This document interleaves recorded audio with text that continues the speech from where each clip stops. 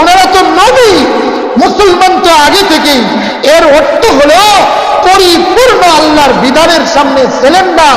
আল্লাহ বলেছেন বর্তমান যুগের নাস্তিকদের মতো নয়, যারা বলে কুরবানি মানে অর্থনীতিকে নষ্ট করা, যারা বলে কুরবানি মানেকে পশুকে হত্যা করা, আল্লাহ তাআলার দুনিয়ার মধ্যে সম্পদ নষ্ট করা।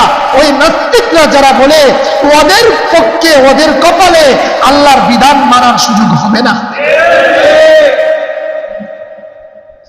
আরে অর্থনীতি চাঙ্গা করলে, কুরবানি দিলে অর্থনীতি নষ্ট হবে না। সুদ ঘুষ বন্ধ করো। সুদের নামে মুসলমান তো আগে থেকে, ওনারা তো নবী, মুসলমান তো আগে থেকে। এর অর্থ হলো পরিপূর্ণ আল্লাহর বিধানের সামনে সিলিন্ডার। আল্লাহ বলেছেন বর্তমান যুগের নাস্তিকদের মতো নয়, যারা বলে কুরবানি মানে অর্থনীতিকে নষ্ট করা, যারা বলে কুরবানি মানেকে পশুকে হত্যা করা, আল্লাহ তাআলার দুনিয়ার মধ্যে সম্পদ নষ্ট করা। ওই নাস্তিকরা যারা বলে ওদের পক্ষে ওদের কপালে আল্লাহর বিধান মানার সুযোগ হবে না।